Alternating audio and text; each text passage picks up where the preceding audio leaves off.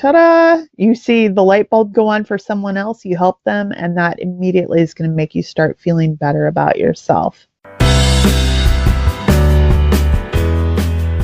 You are listening to the Alzheimer's Podcast with Mike Good of Togetherness, your number one resource for practical tips and insights, empowering you and your family to live well with Alzheimer's.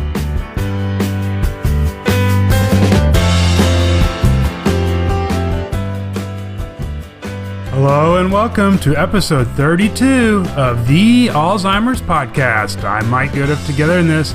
I'd like to thank you for joining me for another podcast where my goal is always to empower you to maintain a positive experience, reduce and eliminate the need for medications, and make your time together with those you care for the best it can be. Being resilient means being able to spring back into shape after being bent, stretched, or compressed, which you've probably felt as a care partner. Think about it as the ability to recover readily from illness, depression, or adversity and be stronger. This is likely a daily occurrence for you, and recovery times may vary. In this episode of Navigating Rough Terrain with the Dementia Sherpa, Christy Turner will help you better understand the importance of and how to use resiliency for better dementia care. In case you're new, Christy Turner, the Dementia Sherpa, is a regular guest on the Alzheimer's Podcast, where she joins me for discussions to help empower you to be successful as you care for someone living with dementia. She is a Certified Dementia Practitioner, Certified Dementia Care Unit Manager, and Cognitive Stimulation Instructor. She has run award-winning memory care communities in assisted living and skilled nursing levels of care. Using her 16 years of experience in working with over 1,100 people living with dementia and their families, she's developed a system that helps families move from crisis management to confidence. Well, hello, Christy, and welcome back for another episode of Navigating Rough Terrain with the Dementia Sherpa. Great to be here, Mike. Thanks so much for having me back. So, Christy, as you and I and our listeners know, when you're the care partner for someone with dementia, things aren't always going to go the way you want. Understatement. Exactly. And often, unfortunately, caregivers feel like they're failures from this. But it's how we handle and bounce back from these missteps that make the difference in the quality of care we provide. Will you please share with our audience your thoughts about the importance of resiliency in dementia care?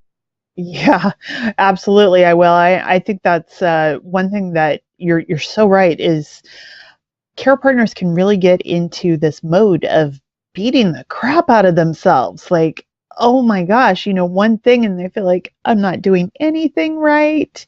And this situation keeps getting worse, or it's not getting any better. And it's so easy to spiral into a cycle of just feeling really bad about yourself. And the fact is, for dementia care partners, we just don't have time for that. Right? So I think resiliency just so often gets overlooked, and it's just one of those really, I think, kind of soul affirming exercises that we can do. If you just sit down, with a piece of paper and a pen and come up with like 10 tough situations you've been through in your life, because everybody's been through something, right? Even people that we believe have charmed lives. Everybody has been through something. And what's that saying? Be kind. You never know what someone else is going through. And I think that often we don't give ourselves credit for what we've been through, for tough times that we've successfully come through. And somebody right now may be thinking 10 things. My gosh, that's a lot. Please, I'm limiting you to 10 things, okay? Right. So just the first 10 tough situations that come to your mind, jot those down and then look at what are some similarities in those situations, right? What qualities got you through that? And sometimes that's, it can be tough for people to get into that mindset. So here's a different way to look at it. And I had this actually happen with a client, right? When she was referred to me, she was described as, and this is by professionals, by the way, but she was described as a pain in the back end, stubborn, uh, demanding, right? All of these pejorative words that these professionals should have known better. So I just had this list of like 20 things that people were calling her. This is real easy. Flip it around. Stubborn is what? It's a pejorative word for persistent. Right. Wouldn't we all agree that persistence is a positive quality? Exactly. Right? That's something that goes straight back to resiliency. She was a pain in the rear. Okay, well, why was she a pain in the rear? Oh, because she wanted her own way. Okay, well, don't we all want our own way? Of course we do. And why? Why do we want our own way? What is it that, are we focused on a goal? Are we focused on an objective? Are we focused, eyes on the prize? What are we needing to, what goal are we needing to reach? Or what are we needing to get out of a situation?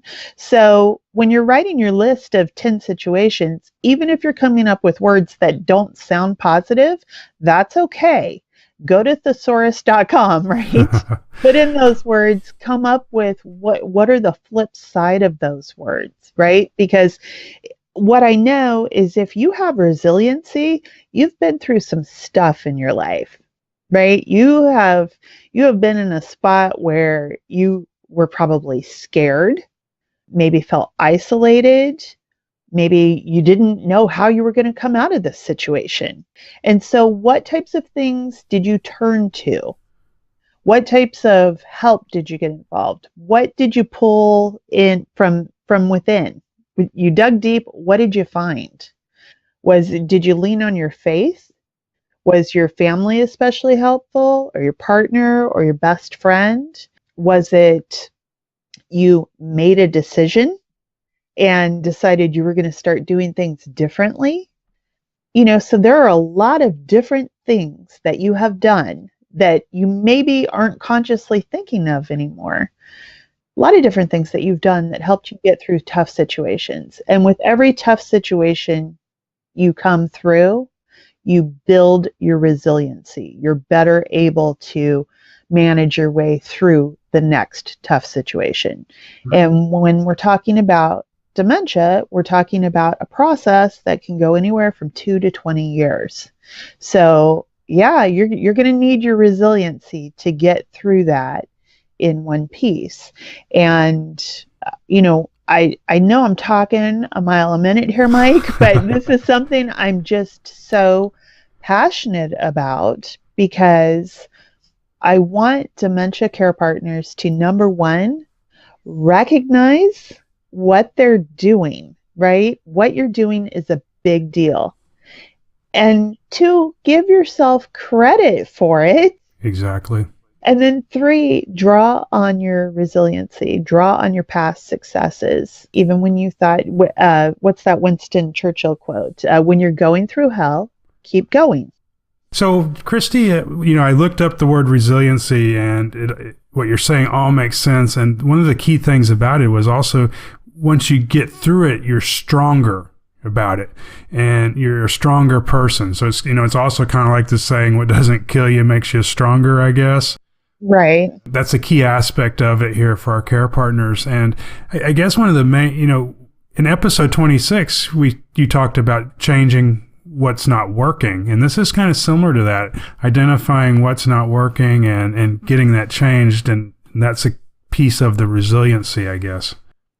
Maybe it's my personality, but I like to focus more on what is working or what has worked in the past. Right. And then bring more of that into a situation that's not working right now. Okay. And if you're feeling like that's just really not a possibility for whatever reason, yeah, X, Y, and Z worked before, but I don't see how it's going to work in this situation, ask for help.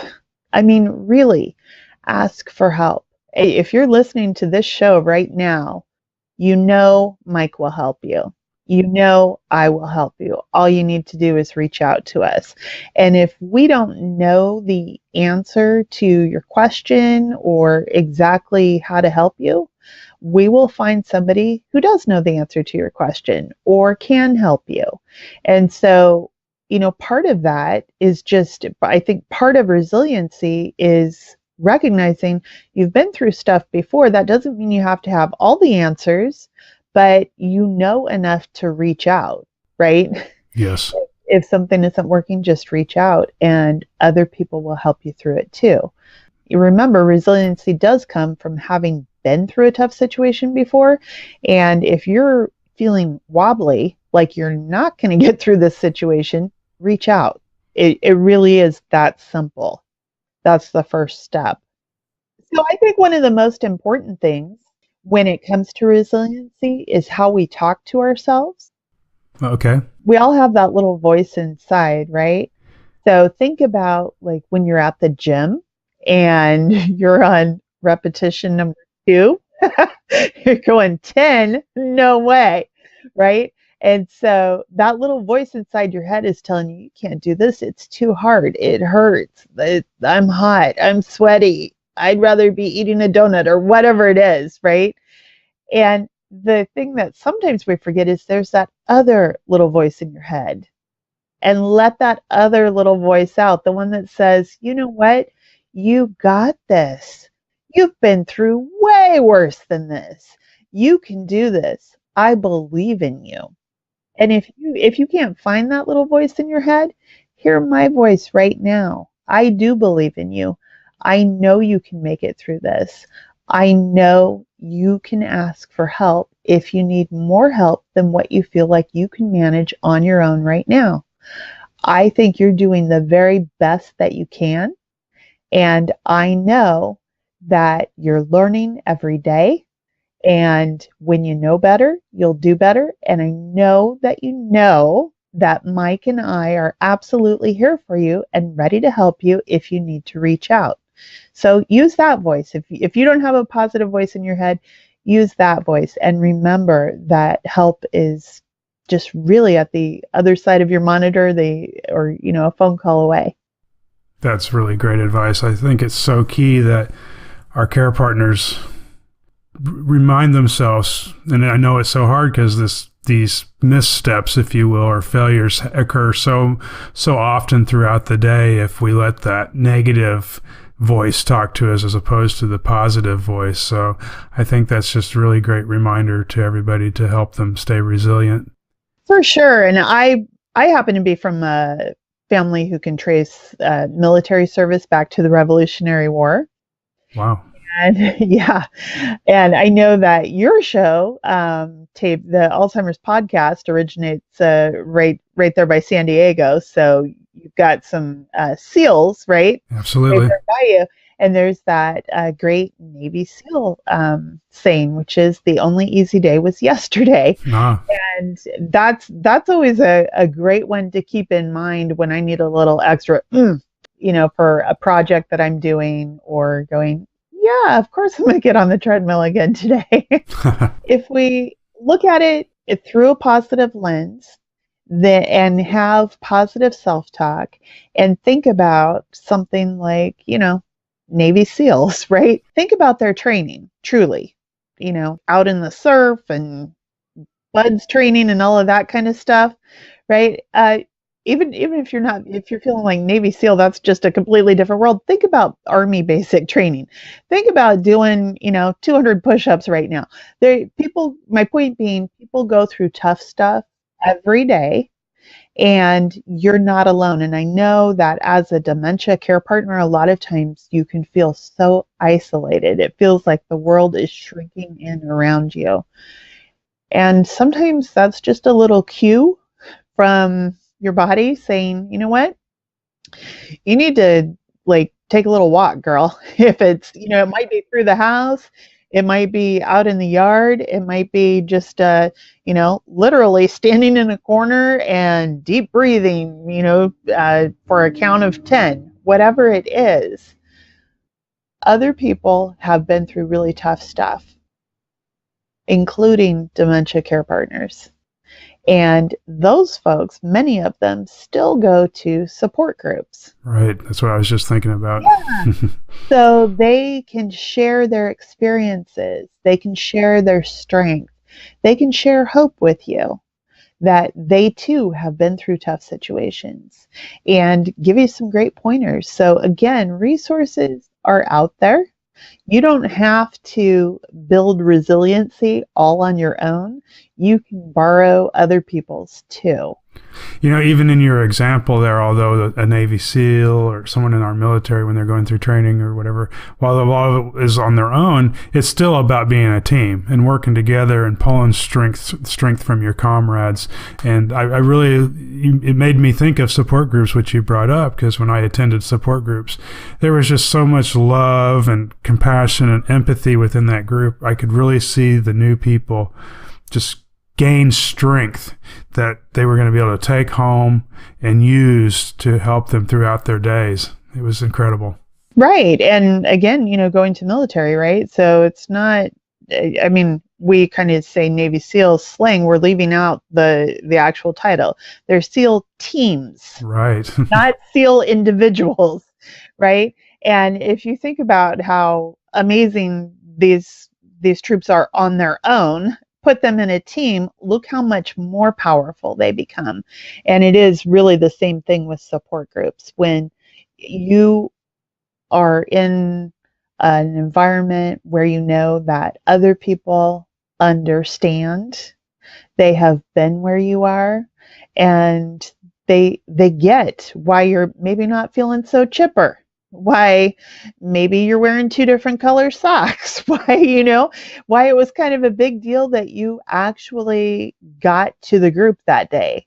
That just that feeling of acceptance gets you a long way toward it. It dissipates a lot of that negative energy that can kind of collect when you feel like things are so difficult and it's taking a lot of your energy. It just rebuilds your reserves being in a supportive environment. So again, just kind of looking at this topic, at resiliency, another thing, and I don't think I really talked about this yet, but for your loved one, this can also be really powerful, right? Because sometimes people living with dementia, depending on where they are in the disease process, will say something like, I guess I'm just stupid. I don't know anything. Mm. Right? Right. And that's like a knife in our heart. And so immediately we want to go, no, that's not true. And so instead of saying that, what I would advise is, number one, because they're expressing how they're feeling to you, right? So you could say something empathetic, compassionate, like, oh gosh, I'm sorry you're feeling that way, Mom. I'm thinking of the time that you taught me to tie my shoes. And I don't know how you had the patience to do that, because you being right-handed and me being left-handed, I know it took me a lot longer than it took other kids to learn how to do that. And I don't think I would know how to do that if it wasn't for you. So see how you can take what started off as a negative and turn it around into a positive, and really a heartfelt tribute from you, right, to your person, and reminding them of their past successes, their past victories. That helps them too.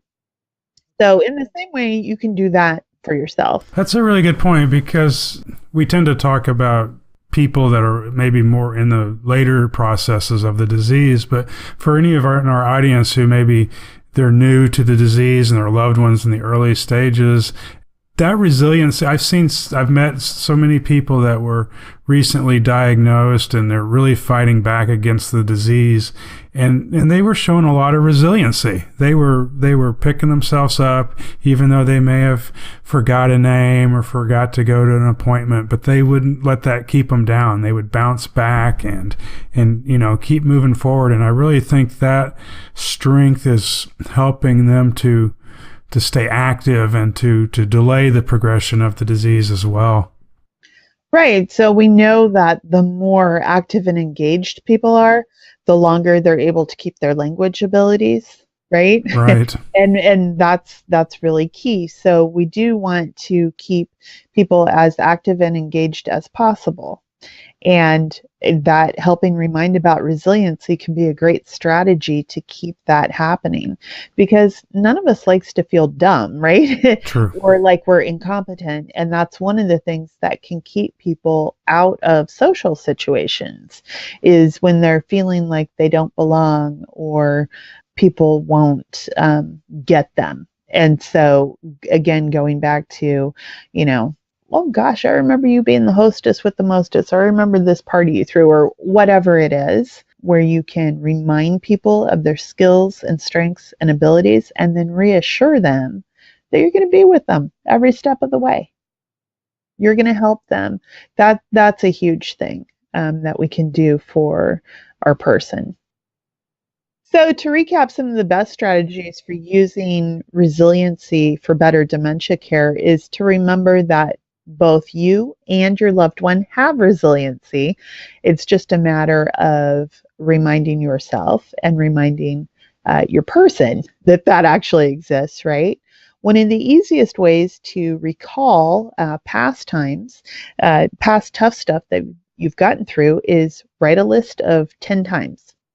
10 tough things you've been through, and then look at each of those situations. What were qualities that got you through that? What were things that you did? And if you're feeling, a lot of negative emotions still around those situations, that's okay. Write those words down, then go to thesaurus.com and see what other words you can use, because it has a list of antonyms at the bottom, right? And so instead of stubborn, we would call it persistent, right? That's a positive quality. Then start using those positive words in your self-talk.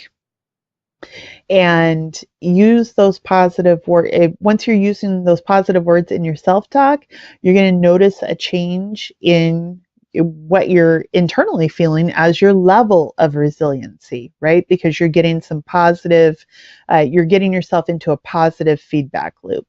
And that's really important. If you're feeling like you can't pull this off on your own, that's okay. You can ask for help, right? You can ask Mike for help. You can ask me for help. We both have websites. There's Together in This, and there's Dementia Sherpa. Twitter, Facebook, we're like readily available to help you. And if we don't feel like we personally can do that, we can definitely find somebody who has the answer that you need, or make sure that you get the help that you need. So help is readily available. I think I said support groups, but in case I didn't, because I'm such a big believer in them, find a support group near you. You can go to alz.org and you can find support groups there in your area. Another thing is, that's so important, I think, about support groups is that they help us remember we're not alone. You're looking at people who are currently going through this or have already been through this, and that can help reinforce your own resiliency. One of the quickest ways to get out of kind of a negative cycle, if we're feeling like, oh my gosh, I don't know how I'm going to do this, is to help someone else. Believe it or not, like move past your own situation. And so that could be just a comment at a support group, and ta-da, you see the light bulb go on for someone else, you help them, and that immediately is going to make you start feeling better about yourself. Remember that for our loved ones, for every interaction, we always want to treat them with respect, kindness, love, empathy, and compassion, right? That just makes sense. Every interaction is going to go better when we start there. I'd like you to additionally add yourself to that list. Right. It's okay to treat yourself with respect, kindness, love, empathy, and compassion. And a lot of times we don't do this. A lot of times we have very little compassion for ourselves. We talk to ourselves in a way that we would not dream of talking to a friend going through the same situation. So if you're struggling with getting that inner voice to actually be on your side and on your team, remember again, use my voice, use Mike's voice, use use the positive. And you can go back and replay the episode and hear my little spiel earlier. But again, we are absolutely here for you. And that really sums up the importance of resiliency, how you can use it for better dementia care, both for yourself and for your loved one. Well, that's wonderful, Christy. And I do thank you for joining us and helping explain the importance of resiliency. I was listening and thinking so much about it, I didn't have a lot to offer, but I definitely learned a lot. Well, thanks again, Christy, and bye-bye. Bye. Be sure to visit the show notes at togetherinthis.com/episode 32 for a link to Christy's website and any other referenced resources. And don't forget, Christy is a regular guest on the Alzheimer's podcast, so be sure to subscribe so you don't miss an episode. You've been listening to the Alzheimer's podcast with Mike Good of Togetherness. For more information and to get the resources mentioned in this episode, visit togetherinthis.com/podcast.